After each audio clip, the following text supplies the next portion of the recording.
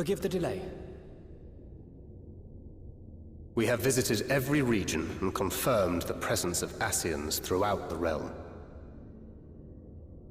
Lest a grave predicament be made to seem hopeless, it should be noted that they are of inferior rank. The black-masked minions who answer to the Red. Yes, a gaggle of schemers attempting to exploit recent events, to sow the seeds of petty conflict. Fortunately, nothing of any great concern has come of their meddling just yet. We also encountered a number of the Crystarium's former defenders, busily solving this problem and that in a bid to become warriors of light. Their zeal is to be applauded. 'Tis but a pity I cannot encourage them on their course. Not knowing Elizabeth set them upon it, no. Both the troubles to be solved and the villains to be vanquished are his doing too, like as not. And so, with apologies to the aspiring warriors of light, I believe it best that we deal with the Ascians quickly and quietly. I quite agree. But tell us, what news from the source? How fare our bodies?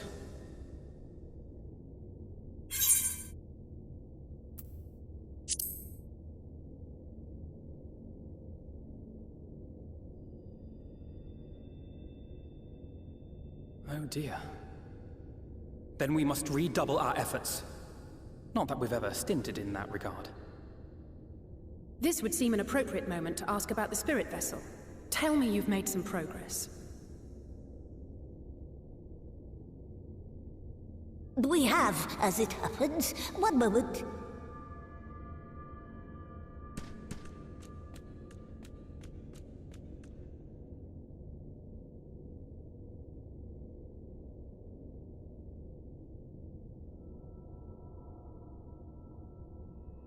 The red stones. Then this doth mean... For the benefit of all, permit us to explain. As you will recall, using white auracite as our starting point, we fashioned a vessel for mind and memory both. Yet, though it served this purpose admirably, the process of imbuing it with one's complete essence proved a somewhat thornier proposition. Simply put, the memory would not accompany the mind, and so we looked to the Allagan's mastery of memory transference for a solution.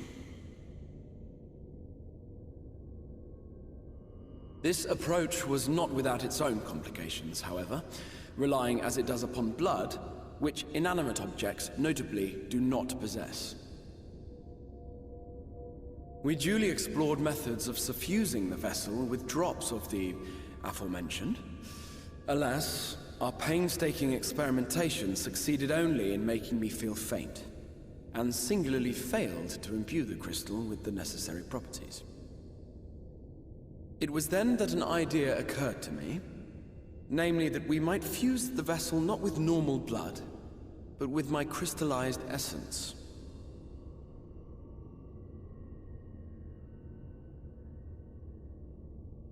You're doing this for our sakes, so far be it from us to complain. But don't think we haven't noticed what's happening to your arm. It falls well short of offering up my life in exchange for yours, which was your only stipulated prohibition, as I recall.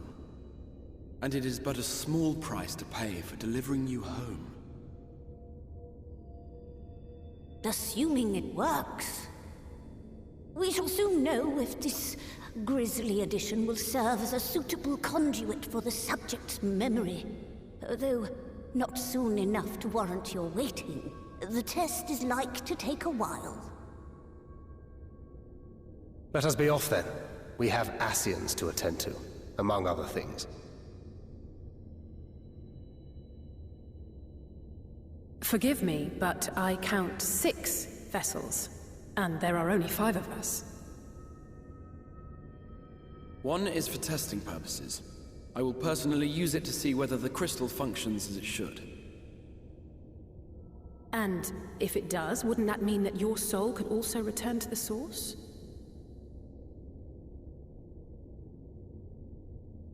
Yes. In theory, at least. But there is a distinct difference between your circumstances and mine. While your corporeal forms want for souls, my past self does not. Mayhap our essences would blend, or mayhap they would curdle. There is no telling what might occur.